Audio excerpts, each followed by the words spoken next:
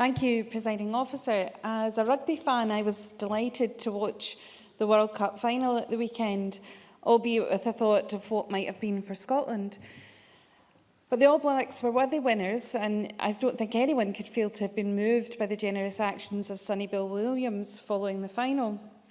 So I take this opportunity to congratulate New Zealand today, not only for the rugby success, but also in the fact that New Zealand has, of course, been a nuclear-free country since its groundbreaking Nuclear-Free Zone Disarmament and Arms Control Act in 1987.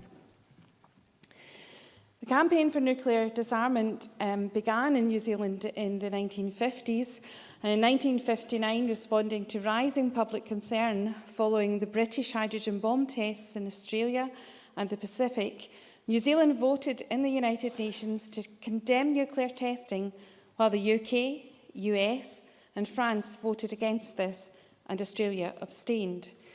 I do think it's interesting that we were prepared to export this danger of nuclear testing to the other side of the world.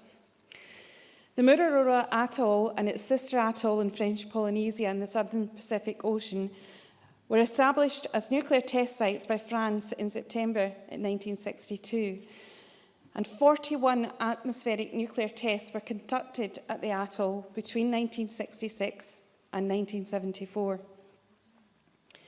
In New Zealand, in 1976, over 20 anti-nuclear and environmental groups, including Greenpeace and Friends of the Earth, met in Wellington and formed a loose coalition called the Campaign for Non-Nuclear Futures.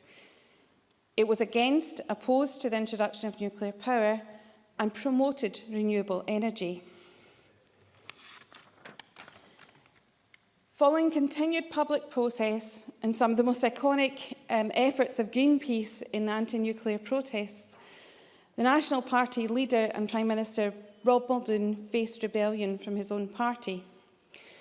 One particular maverick who was absolutely key to this successful non-nuclear policy being established was, of course, the feminist economic member of the Parliament, Marlon Waring.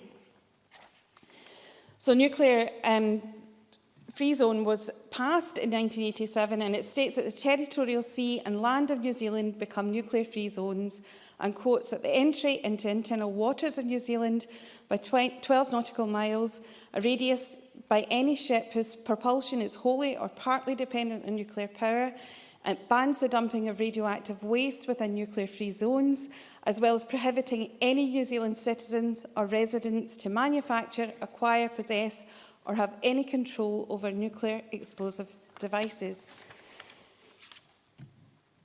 I don't think it's any coincidence that Marlon Waring was absolutely key to that policy being passed. She has also challenged our understanding and forced New Zealanders to take cognizance, and indeed the OECD to take cognizance of women and the effect and their contribution to the economy. She once said the patriarchal economic paradigm is a theory and practice of economics that says that women's unpaid work is not worth anything at all. It's not that I want to estimate its monetary value, I want to make it visible for policy-making purposes, for fairness and equality. And I think this quote really sums up how I feel about this debate today, because I don't think that the plight of women, of children, of young people are taken any cognizance of by the current government in terms of what they are doing currently in welfare reform. Our own committee has conducted an investigation into this and published the Women in Social Security report. And it states that the cumulative impact of reforms to the social security system has had a damaging and disproportionate impact on women, in particular disabled women, lone parents, carers, refugee women and those experiencing domestic abuse. £26 billion worth of cuts have been made to the benefits, tax credits, pay and pensions since 2010. And according to the House of Commons Library, 85% of this £26 billion has been taken from women's incomes. That means it has been taken from families, it has been taken from households where women are carers, to children, to disabled people, to elderly parents. And it's this failure to recognise what is happening that I think really shows the balance of today's debate, that it should be about bairns and not bombs. We know that 74% of those in receipt of carers allowance are women, and these women make an essential contribution to society. And the committee heard of significant challenges many carers face when they take on a caring role. Presiding Officer, what does a country of just 5 million people that has exerted its right to be a nuclear-free zone look like in comparison to the UK?